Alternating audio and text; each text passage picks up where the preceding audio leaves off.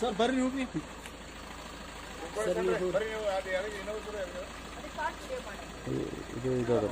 Photo.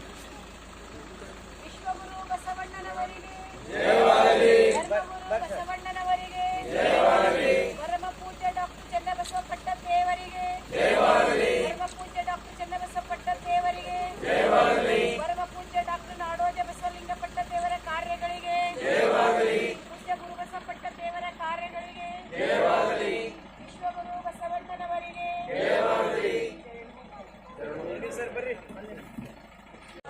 Basava ಪ್ರಮಥಾದಿ ದೇವ ಬರ್ರಿ ಮುಂದೆ ಬರ್ರಿ ಬಾಮಣ್ಣ ಬರ್ರಿ ಗೌಡ ಮುಂದೆ ಬರ್ರಿ ನೀವು ಹಿಂದ್ಕರಿ ಅಡುಗರ ಮುದುತ್ತಾರೆ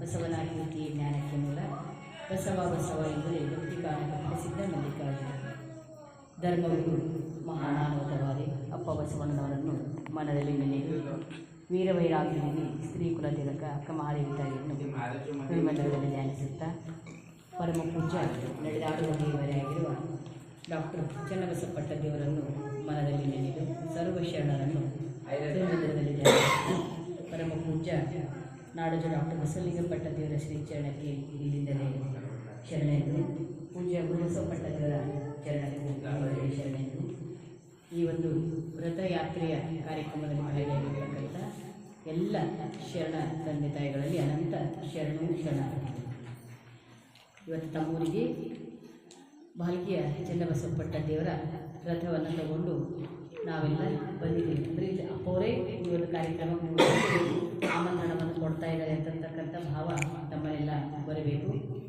ಇಲ್ಲಿ ಲಿಂಗಕ್ಕೆ ನಡೆದಾಡುವ ದೇವರೇ ಅಂತ ಶತಾಯುಷಗಳ ಈ 111 ವರ್ಷ ತುಂಬು ಜೀವನವನ್ನು ಮಾಡಿ ಈ ಒಂದು ಕ್ಷೇತ್ರದಲ್ಲಿ ನಡೆದಾಡ್ತಕ್ಕಂಥ ದೇವರೇ ಅಂತ ನಾವೆಲ್ಲ ಅವರಿಗನ್ನು ಕರಿತೀವಿ. ಅಂಥ ಒಂದು ದೇವ ಸದೃಶವಾಗಿರ್ತಕ್ಕಂಥವ್ರು ಚನ್ನಬಸವ ಪಟ್ಟದೇವರು. ಈ ಭಾಗದಲ್ಲಿ ಕನ್ನಡವನ್ನು ನಡೆಸಿದ್ರು ಅಷ್ಟೇ ಅಲ್ಲ, ಎಷ್ಟೋ ಅನಾಥ ಬಡ ಮಕ್ಕಳಿಗೆ ಆಶ್ರಯದಾತರಾಗಿ ಅವರ ಬಾಳಿಗೆ ಬೆಳಕಾಗಿರ್ತಕ್ಕಂಥವ್ರು ತಾನು ಗಂಧದ ಕೊರಡಿನಂತೆ ಕೇಯ್ದು ಇನ್ನೊಬ್ಬರಿಗೆ ಸುಗಂಧವನ್ನು ಕೊಟ್ಟಿರ್ತಕ್ಕಂಥವ್ರು ಚನ್ನಬಸವ ಪಟ್ಟದೇವರು ಅಂತ ನಮಗೆಲ್ಲ ಅವ್ರ ಬಗ್ಗೆ ಗೊತ್ತಿದೆ. ಹಾಗಾಗಿ ಅವರ ಕರ ಸಂಜಾತರಾಗಿರ್ತಕ್ಕಂತಹ ಡಾಕ್ಟರ್ ಬಸವಲಿಂಗ ಪಟ್ಟದೇವರು ಅವರು ಸಹ ತನ್ನ ಗುರುವಿನ ಹಾಗೆ ತಾವೂ ಸಹ ಈ ಒಂದು ಸಮಾಜದ ಕಾರ್ಯಕ್ಕೆ ಧರ್ಮದ ಕಾರ್ಯಕ್ಕೆ ಕಂಕಣಬದ್ಧರಾಗಿ ತಮ್ಮನ್ನು ತಾವೇ ಸಮರ್ಪಿಸಿಕೊಂಡು ದುಡಿತಾ ಇರ್ತಕ್ಕಂಥವ್ರು. ತಮಗಾಗಿ ಏನೂ ಅಪೇಕ್ಷೆ ಪಡಲಾರದೆ ಎಲ್ಲವೂ ಸಮಾಜಕ್ಕೆ ಧರ್ಮಕ್ಕೆ ಅಂತ ತಿಳಿದು ಆ ರೀತಿಯಾಗಿ ಸೇವೆ ಮಾಡ್ತಕ್ಕಂಥವ್ರು ಅಪ್ಪನವರು. ನಾವು ನೋಡ್ತೀವಿ ಇವಾಗ ಅಪ್ಪನವರು ಒಂದು ಬಹಳ ದೊಡ್ಡ ಕಾರ್ಯ ಮಾಡ್ತಾಯಿದ್ದಾರೆ. ಯಾವುದು ಅಂದರೆ ಶಾಲಾ ಕಾಲೇಜುಗಳು ತೆಗೆದು ಅಲ್ಲಿ ಶಿಕ್ಷಣ ಕ್ರಾಂತಿಯನ್ನು ಈ ಒಂದು ಹಿಂದುಳಿದ ಗಡಿನಾಡ ಭಾಗ ಅಂತ ನಾವೆಲ್ಲ ಕರೀತಾ ಇದ್ದೇವೆ. ಇಂಥ ಒಂದು ಭಾಗದಲ್ಲಿ ಇವತ್ತು ಶಿಕ್ಷಣ ಕ್ರಾಂತಿಯನ್ನು ಮಾಡಿ ಈ ಕ್ಷೇತ್ರದಿಂದ ಬಹಳಷ್ಟು ಪ್ರತಿಭಾವಂತ ವಿದ್ಯಾರ್ಥಿಗಳನ್ನು ಸಮಾಜಕ್ಕೆ ಕೊಡ್ತಕ್ಕಂಥ ಕಾರ್ಯ ಅಪ್ಪನವರು ಮಾಡ್ತಾಯಿದ್ದಾರೆ. ಅದ್ರ ಜೊತೆಗೆ ಇನ್ನೊಂದು ಬಹಳ ದೊಡ್ಡ ಏನು ಕಾರ್ಯ ಮಾಡ್ತಾಯಿದ್ದಾರೆ ಅಂದರೆ ಅನಾಥ ಮಕ್ಕಳ ರಕ್ಷಕರಾಗಿ ಅನಾಥ ಮಕ್ಕಳಿಗೆ ತಂದೆ ತಾಯಿಗಳಾಗಿ ಸೇವೆಯನ್ನು ಮಾಡ್ತಕ್ಕಂಥದ್ದು ನಾವು ನೋಡ್ತೀವಿ. ಅದಕ್ಕೆ ಎಲ್ಲೇ ನಮ್ಮ ನಾಡಿನಲ್ಲಿ ಒಂದು ಅನಾಥ ಮಗು ಎಲ್ಲೇ ಇರಲಿ, ಯಾವುದೇ ಇರಲಿ, ಅದು ಬಿತ್ತದಂದ್ರೆ ನೀವು ಯಾರೇ ಇರಲಿ ನಮ್ಮ ಮಠಕ್ಕೆ ತಂದು ಕೊಡ್ರಿ, ಅವರಿಗೆಲ್ಲ ಆಶ್ರಯವನ್ನು ಕೊಟ್ಟು ಅವರು ಬದುಕನ್ನು ಸುಂದರಗೊಳಿಸ್ತಕ್ಕಂಥ ಕಾರ್ಯ ನಾವು ಮಾಡ್ತೀವಿ ಅಂತ ತಿಳ್ಕೊಂಡು ಅಪ್ಪವರು ಇವತ್ತು ಸುಮಾರು ಎಷ್ಟೋ ಜನ ನೂರಾರು ಸಾವಿರಾರು ಮಕ್ಕಳಿಗೆ ಆಶ್ರಯದಾತರಾಗಿ ಒಂದು ಒಳ್ಳೆ ಬದುಕನ್ನು ಕೊಟ್ಟಿರ್ತಕ್ಕಂಥದ್ದು ನೋಡ್ತೀವಿ. ಆ ಮಕ್ಕಳಲ್ಲೇ ಪರಮಾತ್ಮನನ್ನು ಬಸವಣ್ಣನವರನ್ನು ಕಂಡಿರ್ತಕ್ಕಂಥದ್ದು ಪೂಜ್ಯರು. ಯಾಕಂದರೆ ಎಲ್ಲಿ ಅನಾಥರ ಸೇವೆ ಇರ್ತದೋ, ಎಲ್ಲಿ ಅನಾಥರಿಗೆ ನಾವು ಆಶ್ರಯ ಕೊಡ್ತೀವೋ ಅಲ್ಲೇ ಪರಮಾತ್ಮ ಇರ್ತಾನೆ ಅಂತ ಹೇಳ್ತಾರೆ. ಪರಮಾತ್ಮ ಬೇರೆ ಎಲ್ಲೂ ಅಲ್ಲ. ಯಾರು ದುಃಖಿತಗಳು, ಅನಾಥರು, ಯಾರು ಅಬಲ ಇರ್ತಾರೋ ಅವ್ರ ಹತ್ರನೇ ಪರಮಾತ್ಮ ಇರ್ತಾನೆ. ಅವ್ರು ಸೇವೆ ಮಾಡಿದ್ರೆ ಅದು ಪರಮಾತ್ಮನ ಸೇವೆ ಮಾಡಿ. ಅದಕ್ಕೆ ಬಸವಣ್ಣವ್ರು ಹೇಳಿದ್ರು, ಮರದ ಬಾಯಿ ಬೇರೆಂದು ತಳಕ್ಕೆ ನೀರೆರಿದರೆ ಮೇಲೆ ಪಲ್ಲವಿ ಸಿಕ್ತು ಅಂತ. ಲಿಂಗದ ಬಾಯಿ ಯಾವುದು?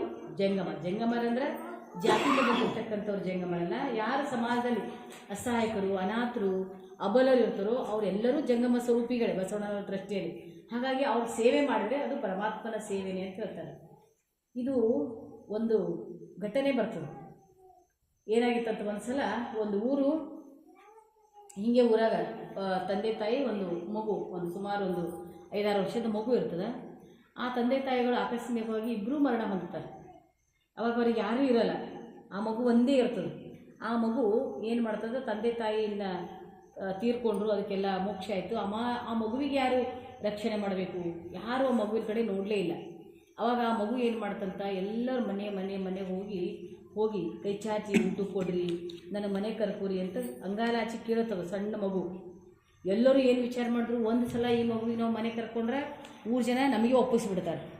ಅದಕ್ಕೆ ಅದರಲ್ಲಿ ನಾವು ಜವಾಬ್ದಾರಿ ತೊಗೊಂಬರಿ ಅಂತ ತಿಳ್ಕೊಂಡು ಯಾರೂ ಮನೆ ಬಾಗಿಲು ತರಲಿಲ್ಲ, ಯಾರೂ ಮನೆ ಕರ್ಕೊಳ್ಳಿಲ್ಲ, ಮತ್ತು ಯಾರೂ ಆ ಮಗುವಿಗೆ ಆಶ್ರಯ ಕೊಡಲಿಲ್ಲ.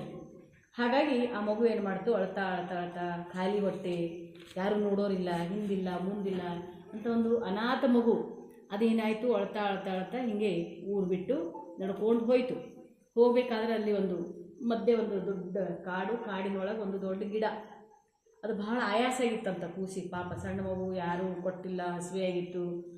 ಹಾಗಾಗಿ ಅದು ಬಹಳ ಆಯಾಸ ಆಗಿತ್ತು. ಆಯಾಸ ಆದಾಗ ಒಂದು ಗಿಡ ಕೆಳಗೆ ಹೋಗಿ ಮಕ್ಕೊಳ್ತದು ಮಗು. ಮಲ್ಕೊಳ್ತು, ಭಾಳ ನಿದ್ದೆ ಹತ್ತಿತು. ಇನ್ನೇನು ಎದ್ದ ತಕ್ಷಣವೇ ಅದು ಯಾರ ತೊಡೆ ಮೇಲೆ ಮಲ್ಕೊಂಡಿತ್ತಂತ, ಪರಮಾತ್ಮನ ತೊಡೆ ಮೇಲೆ ಮಲ್ಕೊಂಡಿತ್ತಂತ. ಅವಾಗ ಕೇಳ್ತಂತ ಮಗು, ನೀ ಯಾರು ಅಂದರೆ, ನಾನು ಪರಮಾತ್ಮ ಇದ್ದೀನಿ ಅಂತ. ನೀ ಯಾಕೆ ಇಲ್ಲಿ ಬಂದಿ ಅಂದರೆ, ನಿನಗೆ 3 ಜನ ಎಲ್ಲ ಹೊರಗೆ ಹಾಕ್ಯಾರಲ್ಲ, ಅದಕ್ಕೆ ನಿನಗೆ ಆಶ್ರಯ ಕೊಡ್ಲಾಕ್ಕೆ ನಾನು ಬಂದೀನಿ ಅಂತ ಹೇಳಿದ್ರಂತ ದೇವರು. ಅವಾಗ ಅಲ್ಲೇ ಇರ್ತಕ್ಕಂಥ ಹಣ್ಣು ಅದೆಲ್ಲ ಕೊಟ್ಟು ಅದಕ್ಕೆ ತಿನ್ಲಕ್ಕೆ ಕೊಟ್ಟು ಆ ಮಗುವಿಗೆ ಹೇಳಿದ್ರಂತ, ದೇವರೇ ನಿನ್ನ ಸಲುವಾಗಿ ಅಷ್ಟೆಲ್ಲ ಅಲ್ಲೆಲ್ಲ ಪೂಜಾ ಗುಡಿಗೆಲ್ಲ ಮಾಡ್ತಾರೆ, ಮತ್ತು ಅದೆಲ್ಲ ಬಿಟ್ಟು ನೀ ಯಾಕೆ ಇಲ್ಲಿ ಬಂದು, ನನ್ನ ಬಳಿ ಯಾಕೆ ಬಂದು ಅಂತ ಸಣ್ಣ ಮಗು ಮಾತಾಡ್ತಾನೆ. ಅವಾಗ ದೇವ್ರು ಹೇಳಿದ್ರಂತ, ಯಾವತ್ತು ನಿನಗೆ ಈ ಊರಾಗಿನ ಹೊರಗೆ ಹಾಕ್ಯಾರೋ ಅವತ್ತೇ ನನಗೂ ಹೊರಗೆ ಹಾಕ್ಯಾರ ಈ ಊರಾಗಿನ ಜನ ಅಂದ್ರಂತ ದೇವ್ರು.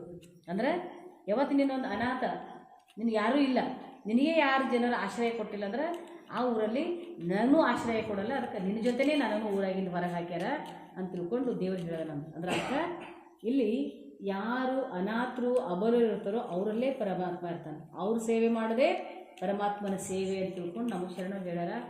ಅದೇ ಮಾತನ್ನು ಬದುಕಿನಲ್ಲಿ ಚಾಚೂ ತಪ್ಪದೆ ಮಾಡ್ತಕ್ಕಂಥವ್ರು ಪರಮ ಪೂಜ್ಯ ನಮ್ಮ ಬಸವಲಿಂಗ ಪಟ್ಟದೇವರು. ಆ ಮಕ್ಕಳಲ್ಲೇ ಪರಮಾತ್ಮ ಅಂದ್ಕೊಂಡು ಆ ಮಕ್ಕಳಲ್ಲೇ ಬಸವಣ್ಣನವರು ಕಾಣ್ತಾ ಇದ್ದಾರೆ. ಆ ಮಕ್ಕಳ ಹುಟ್ಟುಹಬ್ಬವನ್ನೇ ತನ್ನ ಹುಟ್ಟುಹಬ್ಬವನ್ನು ಮಾಡಿಕೊಂಡು ಬಹಳ ಆ ಮಕ್ಕಳಿಗೆ ಪ್ರೀತಿ ಆಧಾರದಿಂದ ಯಾವುದೂ ಕೊರತೆ ಬರಲಾರ್ದಂಗೆ, ಅವರಿಗೆ ಒಂದು ಸಲನೂ ಅನಿಸಲ್ಲ ನಾವು ಅನಾಥರಿದ್ದೀವಿ ಅಂತಕ್ಕಂಥ ಭಾವನೆ ಬರಲಾರ್ದಂಗೆ ಅಷ್ಟು ಪ್ರೀತಿಯನ್ನು ಕೊಟ್ಟು ನೋಡ್ಕೊಳ್ತಕ್ಕಂಥವ್ರು ಅಪ್ಪವರದ. ಅಂತಹ ಪೂಜ್ಯರು ಇವತ್ತವರು ಅವ್ರ ಮಕ್ಕಳಿಗೆ ಮದುವೆ ಮಾಡಿಸೋದು, ಅವ್ರಿಗೆ ಪ್ರತಿಯೊಂದು ತಂದೆ ತಾಯಿಗಳ ನಾವೇನೋ ಮಾಡಿದ್ರೆ ಸ್ವಲ್ಪ ಕೊರತೆ ಮಾಡ್ತಿರ್ಬೋದು, ಆದರೆ ತಂದೆ ತಾಯಿಗಳ ಸ್ಥಾನದಲ್ಲಿ ನಿಂತು ಆ ಮಕ್ಕಳಿಗೆ ಎಲ್ಲವನ್ನ ಪೂರೈಸ್ತಕ್ಕಂಥದ್ದು. ಕಣ್ಣಿಟ್ಟ ಮಕ್ಕಳನ್ನು ಆರೈಕೆ ಮಾಡ್ತಿದ್ದಾರೆ. ಹೆಣ್ಣು ಮಕ್ಕಳು ಇರಲಿ ಗಂಡು ಮಕ್ಕಳು ಇರಲಿ, ಇವತ್ತು ಅವ್ರ ಆರೈಕೆಯನ್ನು ಮಾಡಿ ತಂದೆ ತಾಯಿಗಳನ್ನು ಮರೆಸ್ತಕ್ಕಂಥವ್ರು ಅಪ್ಪವರು. ನಾವು ಎಷ್ಟೋ ಜನ ಮಕ್ಕಳನ್ನು ನೋಡಿದ್ವು. ನಾವು ಮೊನ್ನೆ ಇಲ್ಲಿ ಬೀದರ್ನಲ್ಲಿ ಒಂದು ಮಗುವಿಗೆ ಅವ್ರದ್ದೇ ಆಶ್ರಯದಲ್ಲಿ ಬೆಳೀತಕ್ಕಂಥ ಒಂದು ಹುಡುಗನಿಗೆ ಅವರು ಎಂಗೇಜ್ಮೆಂಟ್ ಎಲ್ಲ ಮಾಡಿ ಮದುವೆ ಮಾಡಿಸ್ತಾ ಇದ್ದಾರೆ. ನಾವು ಭಾಳ ಆಶ್ಚರ್ಯ ಆಯಿತು, ಅಪ್ಪವ್ರು ಎಷ್ಟು ಮಾತೃದಯಗಳಂದರೆ, ನಾವೀಗ ಮದುವೆ ಮಾಡಬೇಕಾದ್ರೆ ಗಂಡಿನ ಕಡೆಯವರಿಗೆಲ್ಲ ಹೆಂಗೆ ಬಟ್ಟೆ ತಂದು ಎಲ್ಲ ಅವ್ರಿಗೆ ಏನೇನು ಸತ್ಕಾರ ಮಾಡಬೇಕು ಅದೆಲ್ಲ ಮಾಡ್ತೀವಲ್ಲ, ಒಂದು ಚಾಚೂ ತಪ್ಪಲಾರ್ದಂಗೆ ಆ ಗಂಡಿನ ಕಡೆಯವ್ರಿಗೆ ಏನೇನು ಸತ್ಕಾರ ಮಾಡಬೇಕು, ಏನೇನು ಬಟ್ಟೆ ಮಾಡಬೇಕು, ಅವ್ರಿಗೆ ಹೆಂಗೆ ಉಪಚಾರ ಮಾಡಬೇಕು, ಪ್ರತಿಯೊಂದನ್ನು ಅಲ್ಲಿ ಅಪ್ಪನವರು ಸ್ವತಃ ಎದುರು ನಿಂತು ಮಾಡಿಸ್ಯಾರ. ನಾವೇ ಈಗ ಮೊನ್ನೆ 11ನೇ ತಾರೀಕಿಗೆ ಕಾರ್ಯಕ್ರಮ ಮಾಡಿದ್ರು, ಈಗ ಸ್ವತಃ ಅವರೇ ಎದುರು ನಿಂತು ಈಗ ಮತ್ತೆ ಆ ಮಕ್ಕಳು ಮದುವೆನೂ ಮಾಡಿಸ್ತಾ ಇದ್ದಾರೆ. ನಮಗನಿಸ್ತು ಎಂಥ ಭಾಗ್ಯ ಅದ ಇದು. ನಾವು ತಂದೆ ತಾಯಿಗಳು ಮಾಡಬೇಕಾದ್ರೆ ಸ್ವಲ್ಪ ಏನೋ ಕೊರತೆ ಮಾಡ್ತಿರ್ಬೋದು, ಏನೋ ಸ್ವಲ್ಪ ಕಡಿಮೆ ಆಗ್ತಿರ್ಬೋದು, ಆದ್ರೆ ಅಪ್ಪವರು ಏನೂ ಕೊರತೆ ಇರ್ಲಾರ್ದಂಗೆ ಎಷ್ಟು ಚಲೋ ಕಾರ್ಯಕ್ರಮ ಮಾಡಿದ್ರು ಅಂದರೆ ಅಷ್ಟು ಚಲೋ ಕಾರ್ಯಕ್ರಮ ಮಾಡಿದ್ರು. ಅಂದರೆ ಅವರ ಈ ಒಂದು ಸಣ್ಣ ವಿಷಯದಲ್ಲಿ ಅವ್ರ ಬಳಿ ಎಷ್ಟು ಒಂದು ಕಳಕಳಿ ಇರೋ ಆ ಮಕ್ಕಳ ಬಗ್ಗೆ ಅನ್ನೋದನ್ನು ಗೊತ್ತಾಗ್ತದೆ ನಮಗೆ. ಹಾಗಾಗಿ ಯಾರೇ ಇರಲಿ, ಮಠದಲ್ಲಿ ಯಾರ್ಯಾರ ತಂದೆ ಈಗ ಗಂಡ ಸತ್ತು ಹೆಣ್ಮಕ್ಳು ಇರ್ತಾರೆ, ಸಣ್ಣ ವಯಸ್ಸಿನ ಹೆಣ್ಮಕ್ಳು ಇರ್ತಾರೆ, ಯಾರೂ ಆಶ್ರಯ ಕೊಡೋಲ್ಲ, ಅವ್ರಿಗೇನು ಜೀವನದಲ್ಲಿ ಇನ್ನೇ ನಿರಾಶರಾಗಿ ಅವರು ಬರ್ತಕ್ಕಂಥ ಪರಿಸ್ಥಿತಿಯವರು ಅಪ್ಪವ್ರ ಹತ್ರ ಯಾರೇ ಹೋಗಲಿ ಅವರೆಂದು ಇಲ್ಲ. ಬಸವಲಿಂಗಾಯ ನಮಃ ಶ್ರೀ ಬಸವಲಿಂಗಾಯ ನಮಃ ಶಿವನೇ ಬಸವ ಬಸವ ಶಿವನೇ ಶಿವನೇ ಬಸವ ಬಸವ ಶಿವನೇ ಸಾಂಬ ಸದಾ ಶಿವ ಸಾಂಬ ಸದಾ ಶಿವ ಸಾಂಬ ಸದಾ ಶಿವ ಸಾಂಬ ಸದಾ ಶಿವ ಶ್ರೀ ಗುರು ಬಸವಲಿಂಗಾಯ ನಮಃ ಶ್ರೀ ಗುರು ಬಸವಲಿಂಗಾಯ ನಮಃ. ವಿಶ್ವಗುರು ಬಸವನಿಗೆ ಜಯವಾಗಲಿ. ವಿಶ್ವಗುರು ಬಸವನಿಗೆ ಜಯವಾಗಲಿ. ಬಸವಲಿಂಗ ಪಟ್ಟ ದೇವರವರಿಗೆ ಜಯವಾಗಲಿ. ಈಗ ಅಕ್ಕಡೆ ಅರ್ಧ ಮಂದಿ ಈ ಕಡೆ ಅರ್ಧ ಮಂದಿ ಇದ್ರಿ ಗಾಡಿ ಅದ್ರ ಗಾಡಿ ಸ್ವಲ್ಪ ಹಿಂದೆ ತೊಗೊಂಬರ್ರಿ. ಸೈಡ್ ನಿಂತ್ರೆ ಇನ್ನೂ ಇದೆ ಫೋಟೋ ಚಲೋ ಬರುತ್ತೆ. ಗಾಡಿ ಈ ಫೋಟೋ ಚಲೋ ಬರುತ್ತೆ. ಸ್ವಲ್ಪ ಹಿಂದೆ ತಗೋತಾರೆ. ಥೋಡೆ ಹಿಂದೆ ಈಗ ಹಿಂದೆ ತಗೋರಿ. ಈಗ ಅಲ್ಲಿ ನಿಂದ್ರ ಬರ್ತದೆ. ಆ ಹಿಂದೆ ಇರ್ಬೇಡಿ. ಆಡ್ಬೇಕು ಆ ಕಡೆ ಎಲ್ಲ ಜನರು ಕವರ್ ಆಗ್ಬೇಕು. ಆ ಕಡೆ ಜನರು ಈ ಕಡೆ ನಿಂದ್ರ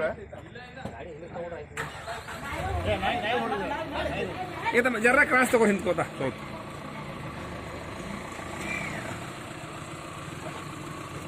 ಹೋಗ್ಲಿ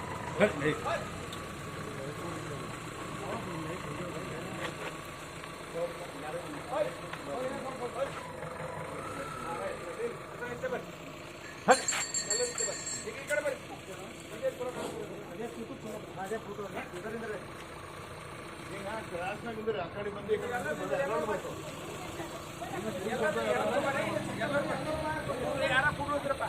ಪೂರ ಹಿಂಗೆ ನಿಲ್ರಿ. ಪೂರ ರೌಂಡ್ ದೂರ ಹಿಂಗೆ ಪೂರ ಬೈಸಕ್ ಸಂಗು ಬರ್ರಿ. ಶ್ರೀ ಗುರು ಬಸವಲಿಂಗಾಯ ನಮಃ. ಓಂ ಶ್ರೀ ಗುರು ಬಸವಲಿಂಗಾಯ ನಮಃ. ಓಂ ಶ್ರೀ ಗುರು ಬಸವಲಿಂಗಾಯ ನಮಃ. ವಿಶ್ವಗುರು ಬಸವಣ್ಣನವರಿಗೆ, ವೈರಾಗ್ಯ ನಿಧಿ ಅಕ್ಕ ಅಮ್ಮದೇವರಿಗೆ, ವಾಲ್ಮೀಕಿ ಚನ್ನಬಸವ ಪಟ್ಟ ದೇವರಿಗೆ.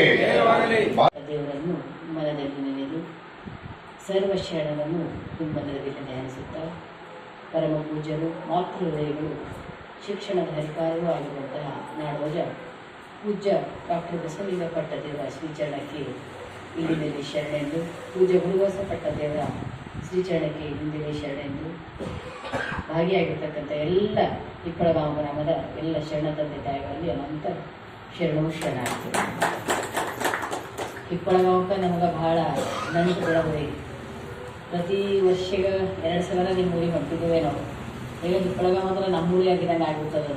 ಇವೆಲ್ಲರೂ ಇಷ್ಟು ನಮ್ಮ ಆತ್ಮೀಯರೇ, ನಮ್ಮ ಬಳಗನೇ, ನಮ್ಮ ಒಡಹುಟ್ಟಿಗೆಯವರು ಅನ್ನುವಷ್ಟು ಮಟ್ಟಿಗೆ ಈ ಊರಿಗೆ ನಮಗೂ ಒಂದು ಆತ್ಮೀಯತೆ ಬೆಳೆದು ಬಿಟ್ಟದ. ಇದಕ್ಕೆಲ್ಲ ನಮ್ಮ ಕಾರಣಕರ್ತರು ನಮ್ಮ ಸಂಗಪ್ಪ ಅಣ್ಣವರು. ಯಾಕಂದ್ರೆ ಅವ್ರು ನಮ್ಮ ಬಗ್ಗೆ ಹೇಳಿದ್ರು. ಅದೇನು ಭಾಳ ದೊಡ್ಡದಲ್ಲ. ಯಾಕಂದ್ರೆ ನಾವು ಗುರುವಿನ ಋಣ ಗುರುವಿನ ಋಣ ನಮ್ಮ ಮೇಲೆ ಭಾಳ ಅದ. ಗುರುವಿಗೆ ಒಂದು ಶರಣವು ಹೆಚ್ಚಿಗೆ ಹೇಳಿದ್ದಕ್ಕಾಗಿ ಹಳೆಯನವರು ತಮ್ಮ ಮೈಯ ಚರ್ಮವನ್ನೇ ಸುರಿದು ಅವರಿಗೆ ಪಾದರಕ್ಷೆ ಮಾಡಿ ಕೊಟ್ಟು, ಅಂದಮೇಲೆ ಆ ಬಸವಣ್ಣನವ್ರ ಗುಣ ಇವತ್ತು ನಾವು ಇಷ್ಟೊಂದು ಸ್ವಚ್ಛಂದವಾಗಿ ಕುಂತು ಇಷ್ಟೆಲ್ಲ ನಾವು ಮಾತಾಡ್ತಾ ಇದ್ದೀವಿ, ಕೇಳ್ತಾ ಇದ್ದೀವಿ, ಈಗೆಲ್ಲ ಒಂದು ಓಡಾಡ್ತಾ ಇದ್ದೀವಿ ಅಂದರೆ ಇದಕ್ಕೆಲ್ಲ ಮೂಲ ಕಾರಣಕರ್ತರು ಅಪ್ಪ ಬಸವಣ್ಣನವರು. ಹಾಗಾಗಿ ಜಗತ್ತಿನಲ್ಲಿ ಅವರನ್ನು ನಾವೆಂದೂ ಮರಿಲೇಬಾರದು. ಅಂತಹ ಗುರುವಿನ ಗುಣ ನಮ್ಮ ಮೇಲೆ ಭಾಳ ಅದ. ಯಾಕಂದ್ರೆ ನಡೆಯಲು ಕಲಿಸಿದ ಬಸವ, ನುಡಿಯಲು ಕಲಿಸಿದ ಬಸವ, ಉಡಲು ಕಲಿಸಿದ್ರೆ ನಾವು ಹೆಂಗೆ ಮಾತಾಡಬೇಕು, ಹೆಂಗೆ ಬದುಕಬೇಕು, ಆ ಬದುಕಿಗೆ ಯಾವ ರೀತಿ ಬದುಕಿಗೆ ನಾವು ಬದುಕು ಸುಂದರವಾಗ್ತಿರ್ತಕ್ಕಂಥ ಎಲ್ಲ ಸೂತ್ರಗಳನ್ನು ತೋರಿಸ್ಕೊಟ್ಟಿರ್ತಕ್ಕಂಥವ್ರು ಬಸವಣ್ಣನವರು. ಹಾಗಾಗಿ ಅವ್ರ ಋಣ ನಮ್ಮ ಮೇಲೆ ಭಾಳ ಅದ. ಆ ಋಣವನ್ನು ತೀರಿಸ್ತಕ್ಕಂಥ ಕಾರ್ಯವೇ ನಾವೆಲ್ಲ ಮಾಡೋದು. ಋಣ, ಗುರುವಿನ ಋಣ. ಯಾಕಂದರೆ ಜಗತ್ತಿನಲ್ಲಿ ತಂದೆ ತಾಯಿಗಳ ಋಣ, ಗುರುವಿನ ಋಣ ಮತ್ತು ಸಮಾಜದ ಋಣ ಭಾಳ ಇರ್ತದೆ ಪ್ರತಿಯೊಬ್ಬ ಮನುಷ್ಯನ ಮೇಲೆ. ಹಾಗಾಗಿ ನಮ್ಮ ತಂದೆ ತಾಯಿಗಳಿಗೆ ಸೇವೆ ಮಾಡಿ ಅವ್ರ ಋಣ ನಾವು ತೀರಿಸಬೇಕಾಗಿದೆ. ಗುರುವಿನ ಕಾರ್ಯಗಳನ್ನು ಮಾಡಿ ಗುರುವಿನ ಋಣ ತೀರಿಸಬೇಕಾಗ್ತದೆ. ಸಮಾಜ ಸೇವೆ ಮಾಡಿ ಸಮಾಜದ ಋಣ ನಾವೆಲ್ಲ ತೀರಿಸಬೇಕಾಗ್ತದೆ.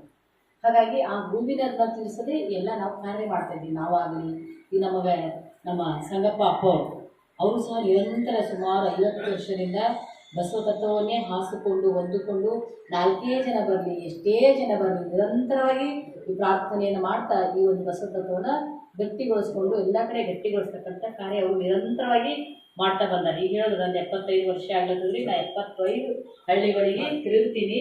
ಅಂದರೆ ಅವರೆಲ್ಲ ಆರೋಗ್ಯ ಚಲೋ ಅದ, ಆತ್ಮವಿಶ್ವಾಸ, ಇದು ಉತ್ಸಾಹನೂ ಅದ. ಹಾಗಾಗಿ ಇನ್ನೂ ಬಸವಣ್ಣವ್ರ ಆಯುಷ್ಯ ಕೊಡಲಿ, 100 ವರ್ಷ ಅವರ ಹುಟ್ಟುಹಬ್ಬದ ಕಾರ್ಯಕ್ರಮ ನಾವೆಲ್ಲ ವಿಜೃಂಭಣೆಯಿಂದ ಆಚರಣೆಯನ್ನು ಮಾಡೋಣ ಅಂತ ಅಣ್ಣಗಳಿಗೂ ಶರಣಾರ್ಥಿಗಳನ್ನು ಸಲ್ಲಿಸುತ್ತೆ. ಇವಾಗ ನಾವೆಲ್ಲ ಪ್ರತಿ ಸಲ ಬರ್ತೀವಿ. ನಮ್ಮ ಶರಣಪ್ಪ ಚಿಮ್ಕೋಡೆ ಸೋನಾಕೂರಿಂದ ಪೂರಾ ಅವರು ಸಮಾಜಕ್ಕಾಗಿ ಒಂದು ತ್ಯಾಗ ಮಾಡಿ ಅವ್ರು ರಿಟೈರ್ಮೆಂಟ್ ಆದ್ಮ್ಯಾಕ ಅವ್ರದೇ ಕಾರ್ ತಗೊಂಡು ಇವತ್ತ ಎಷ್ಟೋ ಮಕ್ಕಳಿಗೆ ಏನದಲ್ಲಿ ಫ್ರೀ ಟ್ಯೂಷನ್ ಆಗ್ತದೆ. ಎಲ್ಲಿ ಅಪ್ಪವ್ರ ಪ್ರಸಾದ್ ನಿಲಯದಲ್ಲಿ ಡೈಲಿ ಅವ್ರು ಎಷ್ಟು ಜನರಿಗೆ ತಯಾರು ಮಾಡೋದ್ರೆ ಭಾಳಷ್ಟು ಜನರಿಗೆ ತಯಾರು ಮಾಡಿದ್ರು. ಅಷ್ಟೇ ಅಲ್ಲದೆ ಯಾವ ಕಾರ್ಯಕ್ರಮ ಹೇಳಿದ್ರು ಕೂಡ ನಮ್ಮಲ್ಲಿ ಬಿಲ್ಲದಾಗ ಇಟ್ಟೋದಾಗ 4 ದಿವಸ ಬಂದವ್ರು ಪ್ರವಚನ ಮಾಡಿದ್ರು.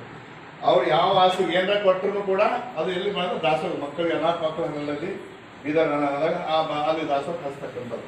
ಅದಕ್ಕೆ ಇಂಥ ಅಕ್ಕೋರು ಮತ್ತು ಶರಣಪ್ಪ ಚಂಕೋಡೆ ಅವರು ಸ್ವಂತ ಅವ್ರು ಕಾರ್ ತಗೊಂಡು ಅವ್ರದೇ ಖರ್ಚು ಮಾಡ್ಕೊಂಡು ಬರ್ಬೇಕಾದ್ರೆ ಇದು ಎಲ್ಲರಲ್ಲಿ ಅವನ ಬರಬೇಕು ಅಂಥವ್ರು ನಮ್ಮ ಊರಿಗೆ ಒಬ್ಬರಿದ್ರೆ ಸಾಕಲ್ಲ. ಊರಿಗೆ ಒಬ್ಬರಿದ್ರೆ ಇವತ್ತು ನಮ್ಮ ಧರ್ಮ ಬೆಳೀತದ, ನಮ್ಮ ದೇಶ ಬೆಳೀತದ, ಇದೆಲ್ಲ ಅಂತಕ್ಕಂಥ ಮಾತನ್ನು ನಮ್ಮಲ್ಲಿ ಎಲ್ಲ ಈಗೆಲ್ಲ ನಮ್ಮ ಸಂಗಪ್ಪರಾಗಲಿ ನಮ್ಮದು ಎಲ್ಲ ನಮ್ಮಲ್ಲಿ ಭಾಳ ಎಲ್ಲ ತಯಾರಾಗಿದೆ ಅಂತ ಪೈರಕ್ಕೆ ಇದಕ್ಕೆ ಭಾಳ ವ್ಯತ್ಯಾಸ ಆಗ್ಯದ. ನಮ್ಮಲ್ಲಿ ಈ ಬಸವಣ್ಣ ಮೂರ್ತಿ ಕೂಡ್ಸ್ಕೊಂಡು ನಮ್ಮಲ್ಲಿ ನೋಡಿ ಹೆಣ್ಮಕ್ಳು ಹೆಂಗೆ ಗಂಡಸರು ಹೆಂಗೆ ಈಗಲೆಲ್ಲ ಎಲ್ಲರೂ ನಮ್ಮಲ್ಲಿ ಏಕತೆ, ನಮ್ಮಲ್ಲಿ ಯಾರು ಇಲ್ಲ. ಯಾರ್ದ ಮನೆ ಕಾರ್ಯಕ್ರಮ ಅಂದ್ರೆ ಎಲ್ಲರೂ ಒಟ್ಟೆ ಕೆಲಸ ಮಾಡ್ತಾರೆ, ಸಣ್ಣದವರಲ್ಲಿ ದೊಡ್ಡದಿದ್ದಾರೆ. ಯಾರೇ ಸೇರ್ಕೊಂಡ್ರೆ ನಮ್ಮ ಕುರಿತ ನಂಗೆ ಭಾಳ ತಾಯಿ ಅನಿಸ್ತು. ಗರೀಬರಿರಲಿ ಸಾವುಕಾರರಿರಲಿ ಎಲ್ಲರೂ ದುಡಿತಕ್ಕಂಥದ್ದು ನಮ್ಮಲ್ಲಿ ಒಂದು ಭಾವನೆ ನಮ್ಗೆ ಎಲ್ಲರಿದ್ದಾರೆ. ಅದಕ್ಕೆ ಆ ಒಂದು ಭಾವನೆ ಏನ್ ಮಾಡ್ಬೇಕಂದ್ರೆ ಈ ಬಸವ ತತ್ವ ಸಿಗಲ್ಲ ನಾವು ಹೊಲಿಸ್ತೇವೆ ಅಂದ್ರೆ ಇನ್ನೂ ನಮ್ಗೆ ಬಹಳ ವರ್ಷ ಇದಾಗ್ತಕ್ಕಂಥ ಮಾತು.